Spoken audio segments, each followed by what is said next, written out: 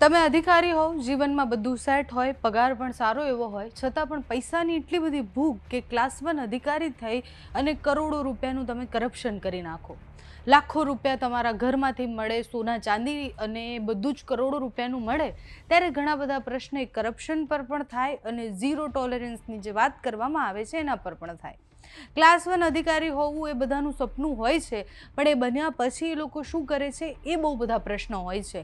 એટલે અનેકવાર આપણે એવું સાંભળ્યું છે કે કોઈ અધિકારી પકડાયા 10-20 હજાર કે 50 હજારની લાંચ લેતા, એ ક્લાસ 2 અધિકારી, ક્લાસ 3 અધિકારી હોય. અને પણ જ્યારે એવો સવાલ થાય કે ક્લાસ 1 અધિકારી કરપ્શન કરે છે, તો પછી નીચેની જેટલા પણ કેડરના લોકો છે એનાથી શું શીખશે? એસીબીએ આજે સુપર ઓપરેશન કરી અને ક્લાસ 1 અધિકારીની ધરપકડ કરી છે. આખી ઘટના શું છે, કોણ હતા એ અધિકારી, વિસ્તારથી વાત કરીશું. નમસ્કાર, આપની સાથે હું છું પાયલ.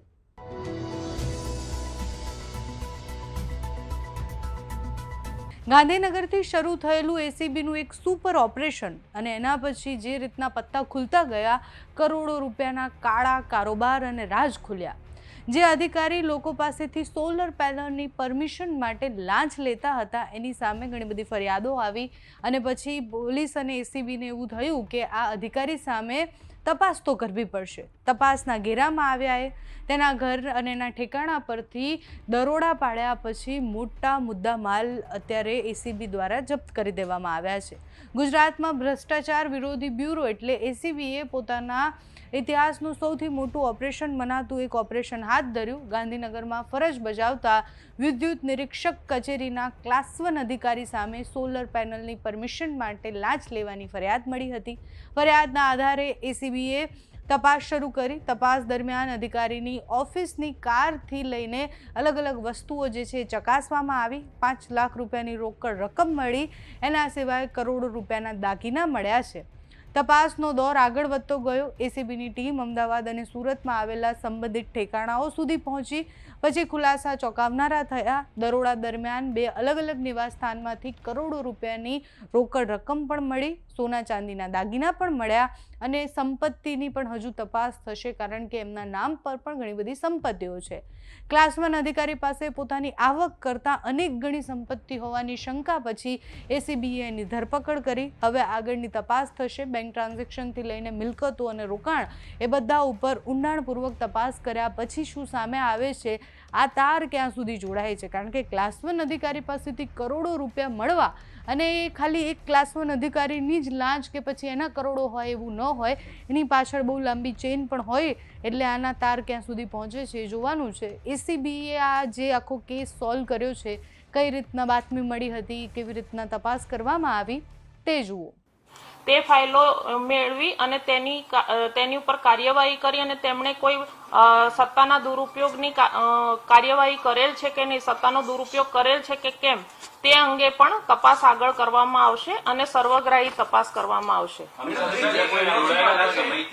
કેટલા સમયથી જોબ કરતા હતા અને કુલ કેટલા રૂપિયાની લોકો પાસેથી લાંચ માંગતા હતા? હકીકતમાં નિયમ શું હોય છે જ્યારે પણ કોઈ બી અરજી આવતી હોય છે તો નિયમ શું હોય છે, કઈ રીતની સ્થળ તપાસ કરવાની હોય છે, શું હોય છે? તેઓ આ જગ્યાએ આશરે 4 વર્ષથી કામ કરતા હતા અને જે નોર્મલ પ્રોટોકોલ છે તે છે, અરજી આવ્યા પછી તેમણે આ જે સોલાર પ્રોજેક્ટ છે તે નાખવા માટે કંપનીઓની અરજી આવ્યા પછી તે જગ્યાએ સ્થળ તપાસ માટે જવું જરૂરી છે, ફરજિયાત છે અને ત્યાર પછી તેઓના નકશાઓની ચકાસણી કરી યોગ્ય જણાય તેઓને એની મંજૂરી આપવાની રહે છે. પરંતુ આ જે અધિકારી છે તેમણે સ્થળ તપાસ કર્યા વિના, કોઈ પણ નકશાઓની વિગતવાર ચકાસણી કર્યા વિના આવી મંજૂરીઓ આપેલ હતી. એના માટે કોઈ એજન્ટ કે કોઈ માણસ રાખ્યો હતો કે કોઈ કંપની આવે પછી એમને મળે, એવું કોઈ નેટવર્ક સામે આવ્યું છે? આ બાબતે પણ વિગતવાર તપાસ અમે હાથ ધરવાના છીએ કે કોઈ નીચેના અધિકારી કર્મચારીઓની કે કોઈ અન્ય ખાનગી વ્યક્તિઓની એમાં સંડોવણી છે કે કેમ, તે બાબતે પણ તપાસ કરવામાં આવશે. અમારી પ્રાથમિક માહિતી મુજબ 100 થી વધારે ફાઇલો તેમણે છેલ્લા અઠવાડિયામાં ક્લિયર કરેલી છે, એટલે એ ફાઇલો અમારા સ્કોપ ઓફ વર્કમાં છે અત્યારે. કોઈ રૂપિયાની આમ ગણતરી મતલબ અંદાજ આવ્યો હોય કે એક ફાઇલ દીઠ આટલા રૂપિયા લીધા હોય એવું કઈ નહીં, એ વિગતવાર તપાસમાં આવરી લેવામાં આવશે. કંપનીઓ જે છે ત્યાંની છે, કેટલા પૈસા આપ્યા છે એ અત્યારે અંદાજ આવ્યો છે, જેમણે એમને લાંચ આપી છે? આ વિગતવાર તપાસ અમે હાથ ધરેલ છે, કારણ કે આ આખી જે સિસ્ટમ હતી તે ઓનલાઈન હોવાની માહિતી છે, એટલે ઓનલાઈન માહિતી મેળવવા માટેની કાર્યવાહી કરેલ છે. કોઈ રકમ એની નક્કી હતી કે એક ફાઇલ પાસ કરે એનઓસી માટેની તો આટલા રૂપિયા લેવાના? નહીં, એ એમની કંપની અને જે અરજદાર આવે તેમની સાથેની એમની જે કોઈ પણ પ્રકારની ડીલ થાય એ પ્રમાણે હતું. કોઈ ફિક્સ્ડ અમાઉન્ટ નહોતી. મોડસ ઓપરેન્ડી શું હતી? ખાસ કેવી રીતે મોડસ ઓપરેન્ડી હતી અને પોલીસથી અને એસીબીથી બચવા માટે કેવી રીતે કાર્યવાહી કરતા કામ કરતા? તેઓ હમણાં મેં કહ્યું એમ જ કે તેમની પાસે જે કોઈ અરજી આવે એ અરજી ઉપર એમણે નિયત પ્રોટોકોલ પ્રમાણે અને એસઓપી પ્રમાણે કાર્યવાહી કરવાની રહેતી હતી, પરંતુ તે પોતે સ્થળ તપાસ કર્યા વિના અને એમને નકશા જે હતા એનો ડિટેલ અભ્યાસ કરીને સોલર જે સિસ્ટમ નાખવા માટે યોગ્ય છે કે કેમ એના જે પ્રોટોકોલ્સ હતા એ ફોલો કરવા મેન્ડેટરી હતા. તેમ છતાં પણ તેમણે વિગતવાર ચકાસણી કર્યા વગર તેઓએ મંજૂરી આપેલ છે. સાહેબ, આજે ગાડીમાંથી 5.5 લાખ રૂપિયા મળ્યા છે, કોની પાસેથી લીધા હતા? તે લાખના રૂપિયા કે અન્ય કોઈ રૂપિયા હતા? તો પ્રાથમિક તપાસમાં તેઓએ કબૂલેલું છે કે આ જે પૈસા છે તેમણે લાંચથી મેળવેલા છે. તે વિગતવાર અમારા ઇન્વેસ્ટિગેશનનો વિષય છે, એ પાછળથી તમને માહિતી આપવામાં આવશે. બાતમીના આધારે અમે આ છટકું ગોઠવેલું હતું, સર્ચ કરેલું છે. બેઠક એ ક્યાં કરતા હતા? લાઈક તમે જેમ કીધું એમ કે તેમની ઓફિસમાં જે આ કાર્યવાહી કરતા અને હતા. પૈસા ક્યાં લેતા હતા?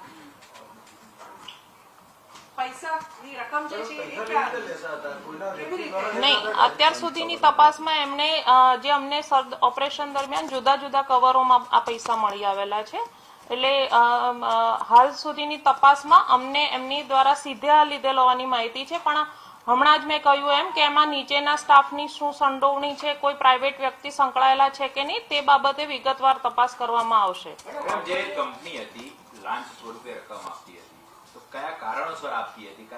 ઝડપી કાર્યવાહી થઈ શકે એમની, અને તાત્કાલિક એમણે મેં હમણાં જ કહ્યું એમ એમણે 100 થી વધારે આ જે ફાઇલો છે તે એમણે ક્લિયર કરેલી છે. એક જ દિવસમાં એ ફાઇલ ક્લિયર કરતા હોવાની પણ માહિતી છે. એટલે આ એક ઓનલાઈન સિસ્ટમ છે, એટલે ડેટા અમારી પાસે ડિટેલ આવ્યા પછી અમે વિગતવાર માહિતી આપની સાથે શેર કરીશું. અમે એક જ દિવસમાં આ ગુનો દાખલ કરેલો છે, એટલે પ્રોપર્ટી વિશેની માહિતી મેળવ્યા પછી વિગતવાર તપાસ કરવામાં આવશે. પ્રોપર્ટી એમની મળી આવશે તો એ અંગે પણ જે અમારો ગુનો દાખલ કરેલો છે એમાં કાર્યવાહી કરવામાં આવશે. વાઉચર એટલે કોઈ કંપનીના ગિફ્ટ વાઉચર્સ છે. નહીં, મકાનની કિંમત નથી. આ એમને ઘરેથી મળેલી હાર્ડ કેશ અને સોના ચાંદીના સિક્કા અને દાગીનાની જ કિંમત છે.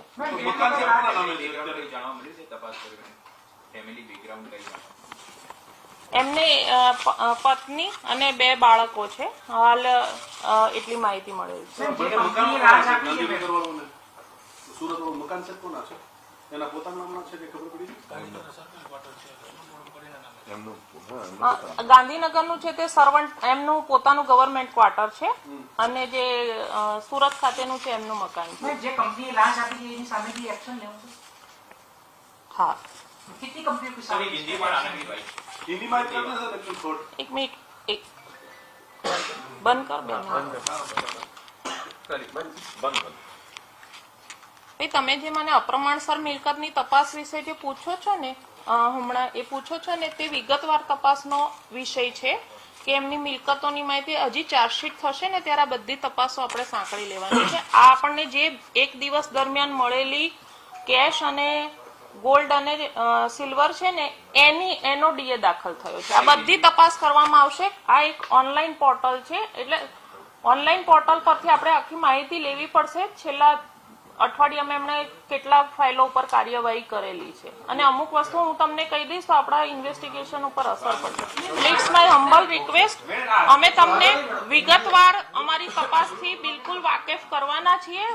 એક તરફ સરકાર ભ્રષ્ટાચાર સામે ઝીરો ટોલરન્સની વાત કરે છે, બીજી તરફ ક્લાસ 1 અધિકારીના ઠેકાણા પરથી કરોડો રૂપિયાની સંપત્તિ, દાગીના અને રોકડ રકમ મળે ત્યારે ઘણા બધા પ્રશ્નો થતા હોય છે. કોના આશીર્વાદથી આ ખેલ ચાલતો હતો, અને શું આ કેસમાં હજુ પણ મોટા નામ, મોટા માથા જોડાયેલા છે, એના સુધી એસીબી પહોંચે છે કે પછી એના સુધી કાર્યવાહી પહોંચે છે, એ મોટી માછલીઓ ક્યારે પકડાશે એ જોવાનું રહ્યું. તમારું આ વિષય પર શું માનવું છે અમને કમેન્ટ્સમાં જણાવજો.